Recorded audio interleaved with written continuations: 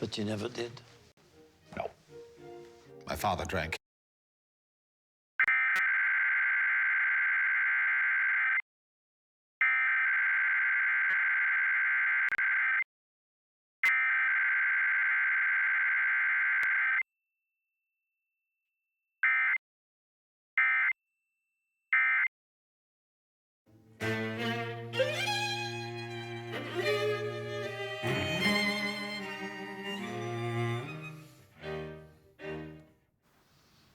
Sounds pretty good. What do you think Beethoven's favorite key is? C minor.